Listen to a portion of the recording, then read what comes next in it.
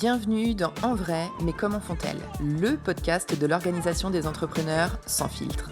Ici, on ne parle pas de routine à 5h du matin, ni de planning couleur codé. On parle de ce qui se passe vraiment dans les coulisses. Les systèmes qui tiennent, ceux qui s'effondrent et tout ce qu'on ne montre pas sur Insta. Je suis Julie, Online Business Manager et deuxième cerveau des entrepreneurs du bien-être. Bonne écoute!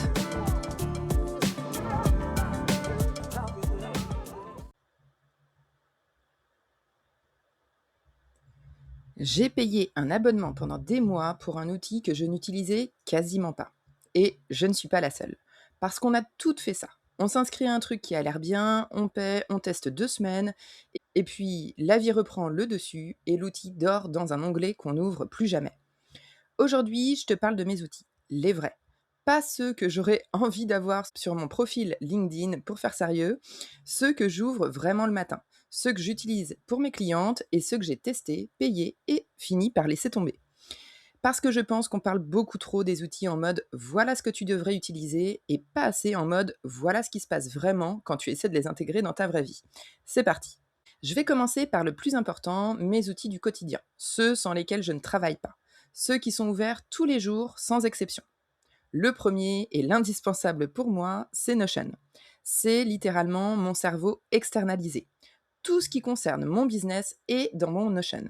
Mes différents liens, mon planning édito, mes scripts, les pages partagées avec mes clientes et leurs projets, mes idées, mes process, mes objectifs, mon suivi de chiffre d'affaires. Bref, si ce n'est pas dans mon Notion, ça n'existe pas. Ce que j'aime dans Notion, c'est la liberté qu'il donne. Tu construis exactement ce dont tu as besoin. Pas plus, pas moins. Tu n'es pas forcé de rentrer dans un cadre préconçu. Et ça, pour moi qui accompagne des femmes à structurer leur business, c'est exactement la philosophie qui me correspond. Est-ce que c'est l'outil le plus simple à prendre en main? Non, je vais pas te mentir. Il y a une vraie courbe d'apprentissage. Mais une fois que tu as compris la logique, tu construis quelque chose qui te ressemble vraiment. Le mieux, c'est vraiment de construire sur mesure pour toi et pas d'utiliser des templates tout prêts qui ne seront probablement pas appropriés à ton activité. Le deuxième outil, c'est Canva. Les visuels, les présentations clientes, les brochures d'invitation, les e-books, les publications Insta, tout passe par Canva. C'est mon outil de création visuelle depuis le départ et je ne m'en sépare pas. Ce que j'aime, la rapidité. Je n'ai pas besoin d'être graphiste pour produire des visuels propres qui sont cohérents avec mon identité. Et pour une solopreneuse qui fait tout elle-même, c'est non négociable. Mes autres outils, Gmail et Google Agenda. Alors je sais, ça paraît banal, mais je veux en parler parce qu'on sous-estime clairement à quel point des outils simples, bien utilisés, ça change tout. Mon Google Agenda, c'est sacré. Tout ce qui ne rentre pas dans mon agenda n'existe pas. Mes blocs de travail, mes rendez-vous clientes, mes rendez-vous perso, les activités de famille, mes enregistrements podcast, mes créneaux d'interview, bref, tout est là, visible, organisé. Et Google Task qui vient se greffer dessus. Mes to-do directement liés à mes jours, pas de liste qui flotte quelque part dans un carnet que je perds, mes tâches sont dans mon agenda, en face des plages où je peux les faire. C'est basique et c'est exactement pour ça que ça marche. ManyChat. Je l'utilise régulièrement pour mes clientes et pour moi, encore un petit peu. Si tu ne connais pas, c'est un outil d'automatisation des messages Insta et Facebook. Tu crées des scénarios automatisés qui répondent quand quelqu'un commente un mot-clé sur ton post ou t'envoie un message.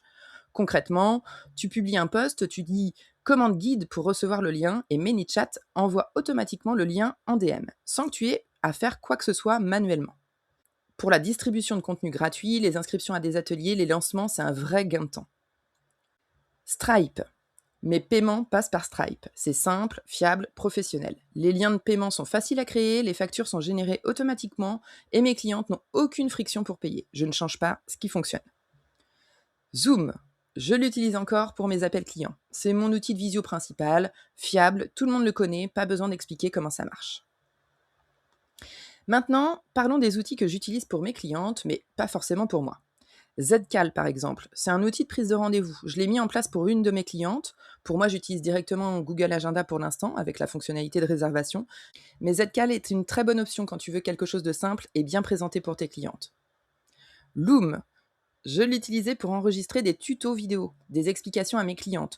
Alors, je ne l'utilise plus, pas parce que c'est un mauvais outil, mais parce que mes besoins ont évolué. J'envoie moins de vidéos explicatives qu'avant et quand j'en fais, d'autres outils couvrent le besoin comme Zoom par exemple. Wix, pour créer des sites internet, une boutique en ligne ou un blog très facilement. C'est un outil complet, facile à prendre en main. Le seul bémol étant le tarif car il faut régulièrement ajouter des options à son forfait. Tally, pour créer des formulaires, des quiz, des tests. Pareil, c'est une séquence d'automatisation à mettre en place. Une fois qu'on maîtrise un petit peu, c'est très facile de le prendre en main. Et maintenant, l'outil que j'ai quitté, eh bien, c'est System.io. Quand j'ai voulu créer mon premier tunnel de vente, j'ai cherché un outil tout en un. System.io était partout dans les recommandations, gratuit pour démarrer, page de capture, email, tunnel, tout dans le même endroit. Je m'y suis inscrite, j'ai commencé à construire mon tunnel et j'ai vite réalisé quelque chose, j'avais sauté une étape. Je n'avais pas encore le volume d'audience, les automatisations complexes ou la structure de business qui justifiait un outil de ce niveau-là. J'avais besoin de quelque chose, oui, mais pas de ça, pas encore. Et je trouve que System.io est pas très intuitif et plutôt compliqué pour la prise en main. Alors j'ai quand même gardé l'abonnement longtemps parce que j'ai fini par l'utiliser et puis parce qu'on se dit toujours: «Bah, je vais, le rentabiliser bientôt» et puis bientôt arrive et on le rentabilise pas forcément. Mais c'est vraiment pas une critique de System.io, c'est un outil correct pour ce qu'il fait, mais c'était juste pas le bon outil au bon moment pour où j'en étais.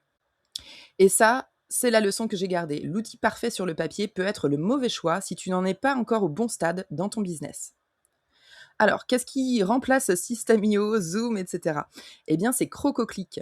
Alors, Crococlick, je l'ai découvert il y a quelques semaines et j'ai pris le temps vraiment de le comprendre avant de l'utiliser avec mes clientes. Je l'ai testé sur mon propre business d'abord, je l'utilise aujourd'hui avec une cliente, bientôt avec une deuxième, et moi, je suis en train de migrer mes propres outils dessus progressivement.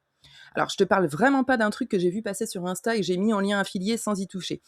Je te parle d'un outil que j'ai choisi de défendre parce que j'y crois vraiment. Et c'est pour ça que j'ai choisi de devenir ambassadrice de Crococlick. Alors ce qui m'a convaincue, eh bien c'est simple. Tout est au même endroit et tout se parle vraiment. CRM, paiement, email, Insta, WhatsApp, formation, automatisation, tunnel, site, et tout ça interconnecté nativement. Pas de Zapier ou de Make pour faire le lien entre quatre outils qui ne se comprennent pas. Pas de données perdues entre deux plateformes. Quand une cliente s'inscrit, l'information va au bon endroit, déclenche la bonne action sans que j'ai à intervenir manuellement. Pour moi qui accompagne les entrepreneurs à structurer leur business, c'est exactement la logique que je leur enseigne. Moins d'outils éparpillés, plus de clarté dans les process. Crococlick incarne ça. Alors, est-ce que la migration prend du temps? Bah, évidemment, on ne déplace pas tout un système du jour au lendemain, mais c'est un vrai choix réfléchi, pas un coup de tête. Multiplier les outils et les abonnements alors qu'on peut tout centraliser en un seul, plus performant pour moins cher, bon, il n'y a pas photo et c'est justement pour ça que je le recommande. Et maintenant, parlons de l'intelligence artificielle. Parce que c'est devenu une vraie partie de mes outils et je veux être honnête là-dessus. J'ai commencé avec ChatGPT, comme beaucoup. Je l'utilisais pour rédiger mes premiers jets, générer des idées, reformuler des contenus. J'avais personnalisé mes GPT et créé plusieurs agents avec une mission particulière. Et puis, bah, je suis passée à Claude et là, c'est devenu clairement autre chose.